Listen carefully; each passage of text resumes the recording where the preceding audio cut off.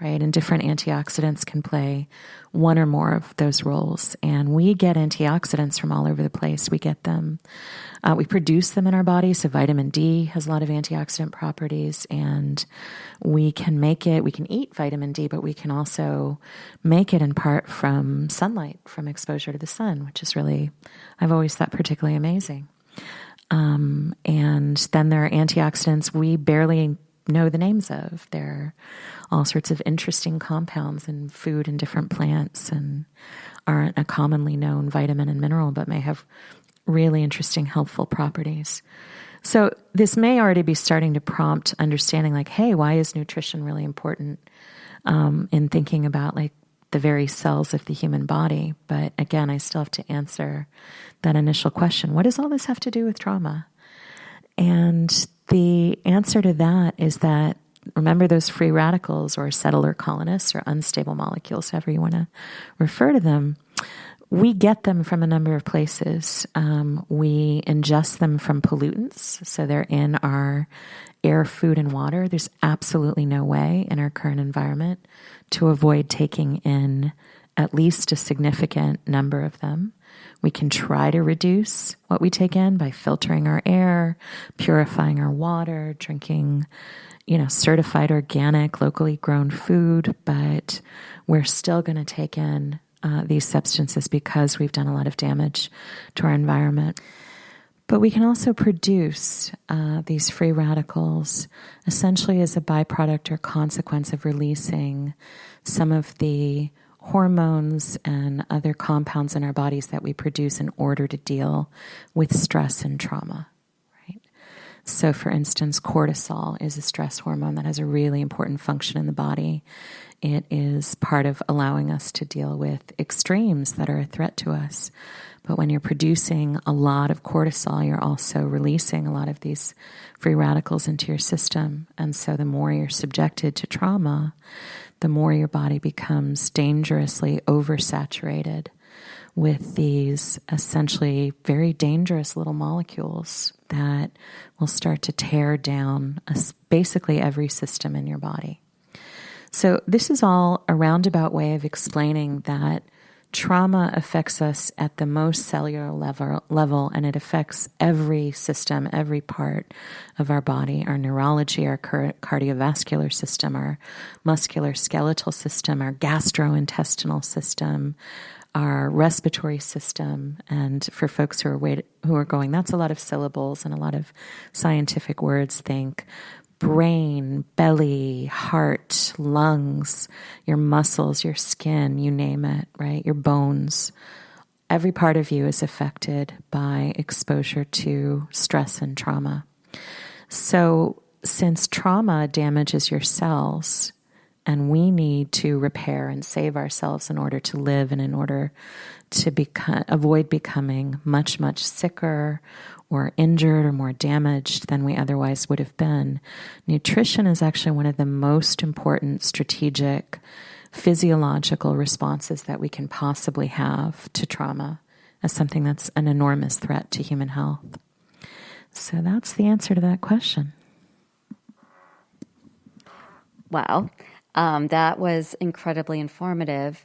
And I'm curious, just to understand more about what the scope of the podcast will be. Will it be focused on healing and trauma using good nutrition, or can you just sort of talk about that more of what we can expect?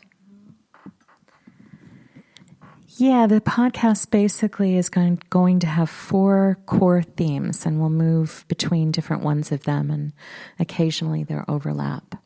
So the first is to look at different types of trauma and then think through nutritional strategies to address those traumas.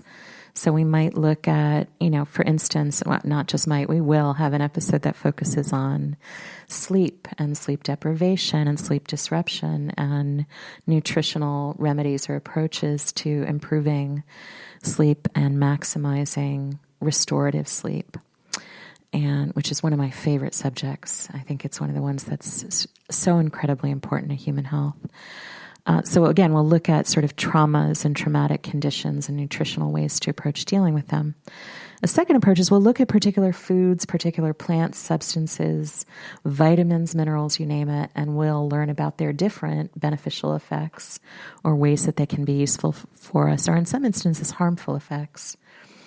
But a third category we're going to talk about is more about the politics of access to nutrition. So food insecurity, homelessness, hunger. Some of our listeners will doubtless know the term food deserts, which refers to lack of access to good quality, healthy food in impoverished neighborhoods, particularly like among urban communities of color.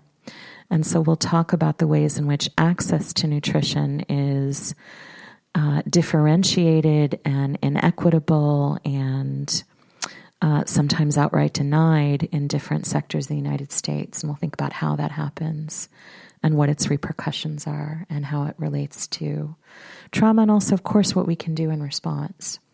And the fourth category focuses also on food, but more about food production and food labeling and ingredients, everything to do, well, probably not everything, but many things to do with agriculture in the United States and other nations, with the ways in which the production of food is more or less conducive to healing, and also the ways in which the production of food itself can be traumatic. And for that, I'm thinking particularly of farm worker exploitation, or the ways in which the making and creating of food is particularly inhumane, whether to human workers or to animals, or particularly damaging and harmful to our environment, which can also then have traumatic consequences for all of us as it makes our environment increasingly polluted.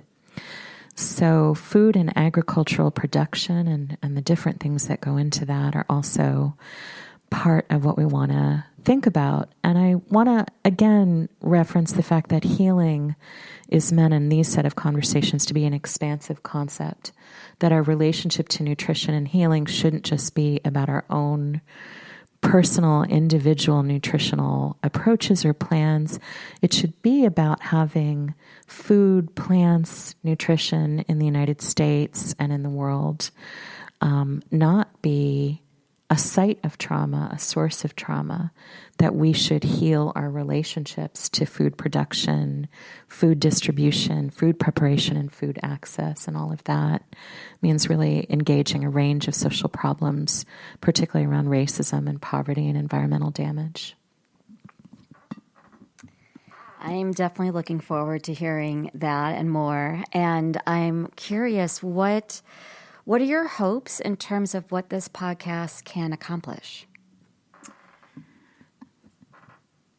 Well, I think I have a lot of hopes. That tends to be true about a lot of things.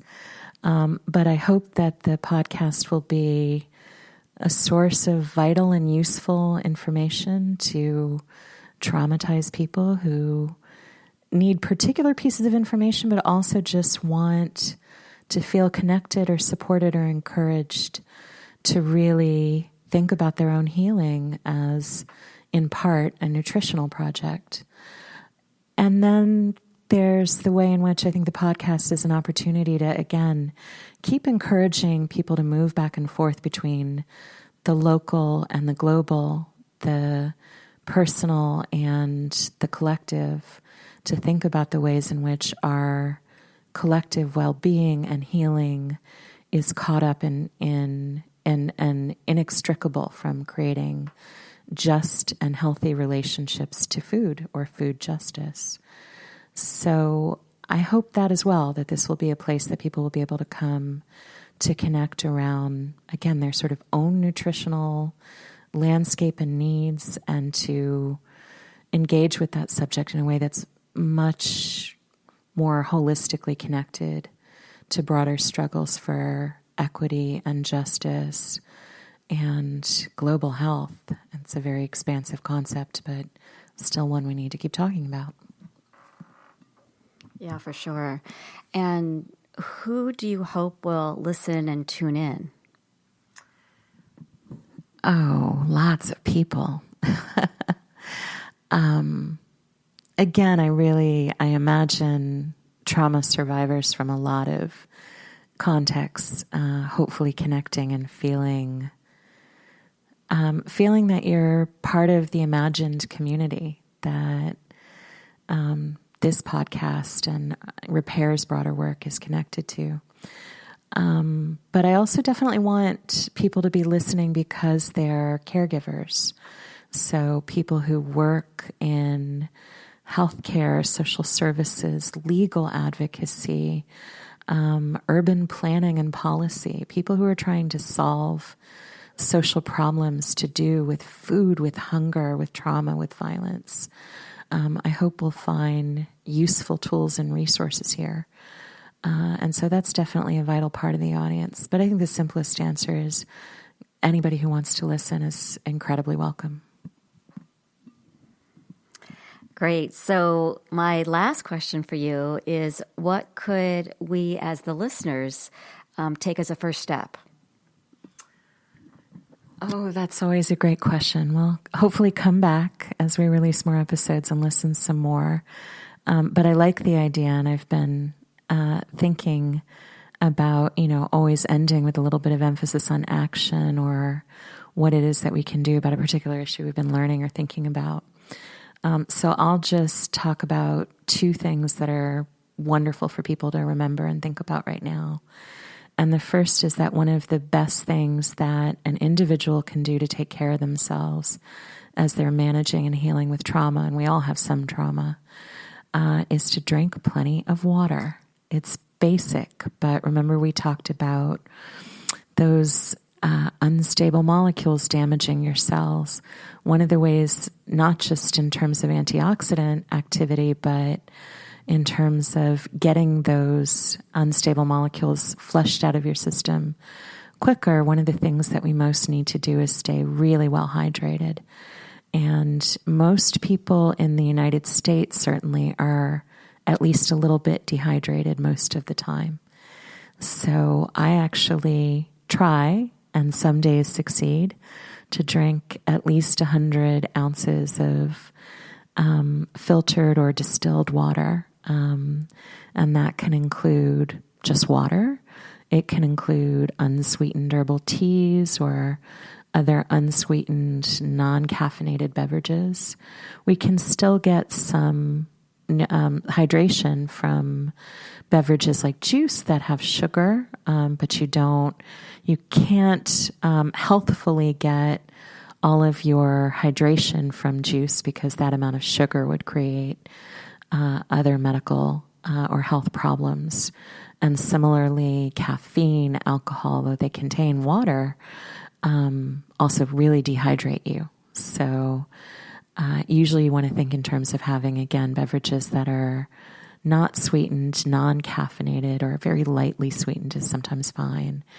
But, those clear liquids, to have those throughout the day and always keep them flowing. Because again, they're one of the most basic, helpful things you can help your body do to minimize oxidative stress and move trauma physiologically through your body.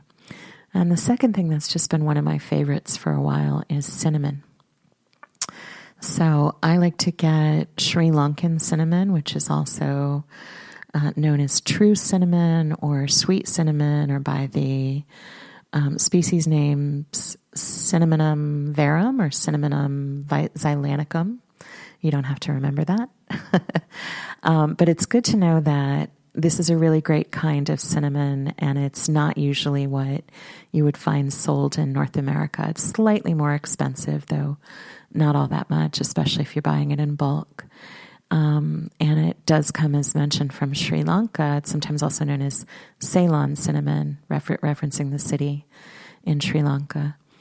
And it has all the beneficial properties that cinnamon usually has, which includes it's antibacterial, it's antiviral, it is a mood elevator. I actually realized this one year when I was grieving the loss of a loved one very deeply, and just because I liked it, I had started making myself hot almond milk with cinnamon each day, and I kept noticing that I would feel a little bit of lightening of grief.